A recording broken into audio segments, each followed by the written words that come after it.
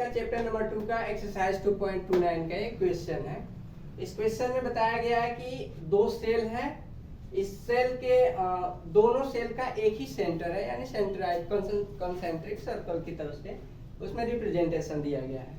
इसको अगर दूसरे वे में लिया जाए तो हम इस तरह से बना सकते हैं कि आउटर मोस्ट जो प्लेट है उस पर कोई चार्ज नहीं है, इनर प्लेट पर चार्ज है।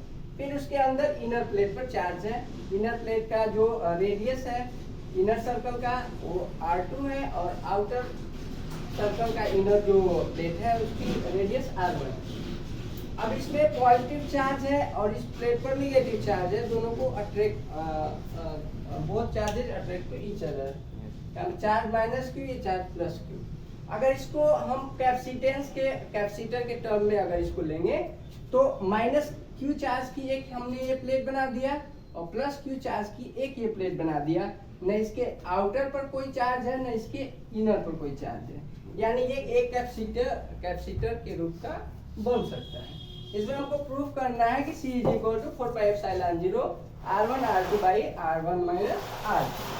इस वे में अगर आउटर सरफेस पर जो चार्ज है उसके बारे में हम देखेंगे तो आउटर मोस्ट प्लेट पर जो पोटेंशियल होगा वो पोटेंशियल 0 होगा, लेकिन इनर पोटेंशियल होगा वो KQ/R1। K तो उसका वो है और Q अगर देखा जाए तो प्लस Q चार्ज है इस पर और इसके बीच का जो डिस्टेंस है वो R1 लिया गया है। तो इनर पोटेंशियल कितना है KQ/R1 plus K minus Q charge inner circle पर है तो K माइनस Q और बाई इसके बीच का रेडियस है R2 है। अब इसमें अगर हम लगा देंगे तो KQ कॉमन ले रहे हैं 1/R1 माइनस ये KQ बाहर हो गया तो 1/R2 हो गया, क्योंकि प्लस इंटू माइनस माइनस हो गया। यहाँ से KQ लिख दिए, इसका एलसीएम ले लिए R1 R2, R1 से R1 कैंसिल हो गया, R2 बचा R2 कॉमन में तो R2 माइनस R2 से R2 कैंसिल हो गया, R1 × 1 = R1। इसमें से माइनस अगर कॉमन लेंगे तो माइनस का साइन प्लस में हो जाएगा, प्लस का साइन माइनस में हो जाएगा, तो माइनस हमने कॉमन ले लिया KQ R1 - R2/R1 R2। Total potential difference कितना होगा V = V outer minus V inner हम कर देंगे। आउटर मोस्ट जो प्लेट है उस पर पोटेंशियल कितना है माइनस इनर मोस्ट प्लेट पर कितना पोटेंशियल है। आउटर पर पोटेंशियल 0 था, 0 माइनस इनर पर आया है minus Q R1 - R2/R1 R2। Minus minus cancel हो गया, ये बचेगा KQ R1 - R2/R1 R2।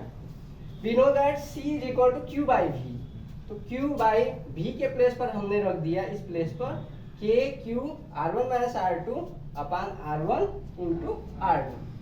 इससे Q से Q कट जाएगा और ये हो जाएगा R1 - R2, ये हो जाएगा R1 - R2/R1 R2 होगा।